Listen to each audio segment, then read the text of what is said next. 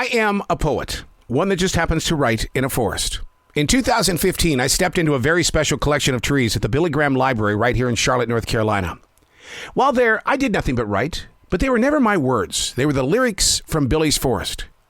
Nearly 2 years later, God spoke directly into my heart. He said, dude, it's time to grow beyond the library, to write in other collections of trees, mainly your own forest in South Charlotte, North Carolina. You see, in every place that I write, I always believe one thing. They are not my words. These are the lyrics from Billy's Forest. Chapter number 352, January 21st, 2023. Is it okay to listen to music while walking through a forest? Is it as natural as the bird's whistle or a rabbit scampering? There have been a lot of social media posts written about how wrong it is to bring music.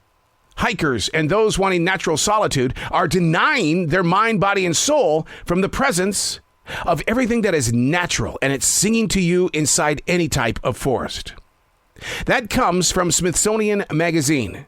The rustling of leaves, crunching things beneath your feet, an eclectic mix of bird songs. But that hasn't stopped Pete M. Weir from creating iForest as he immerses himself into several different sounds and experiences. iForest.org not only brings the beauty of the forest outward, but the angelic voices that he's invited into his sights and sounds. They're amazingly spiritual. I love the term that he uses. It's in one of his songs, "The Sky Beneath Our Feet."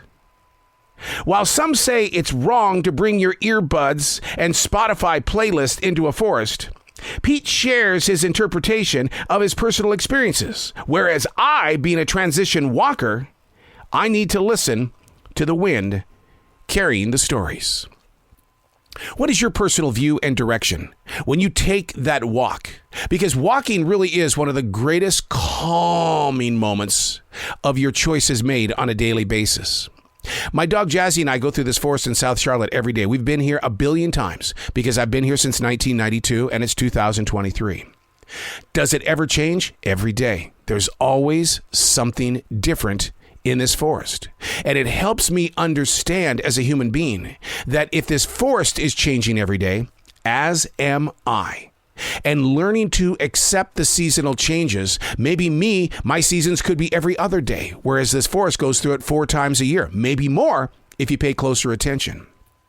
But is it wrong to take a digital device with you? I feel extremely guilty when I record a podcast that's called Vocal Defrag. When I'm walking through the forest, I am physically receiving everything that's in that moment of now, and it's become a podcast because all of these things that are really just shoving itself through me on these daily walks when I'm not recording, I lose them. By the time I get home, I have forgotten them. I don't know what I was thinking about, yet in that moment of receiving, it was very, very much like what Pete says, the sky beneath our feet.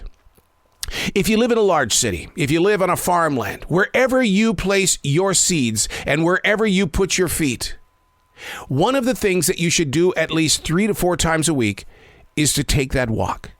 I learned how to take those walks, not because I'm from the state of Montana, but because when I would go for those walks as a young child, music came into me. And I was the crazy child that believed that, oh my God, I guess I'm the one that's been chosen to do this, only to learn that everybody receives music. Everybody is creative. Everybody is welcome to the celebration of receiving. Think of yourself as being that next step to somebody else's beautiful discovery. Because once you have received art, a message, even the idea of bringing peace to your own personal life, you're going to wear it and probably wear it well. And that's going to change others around you. I'm Errol.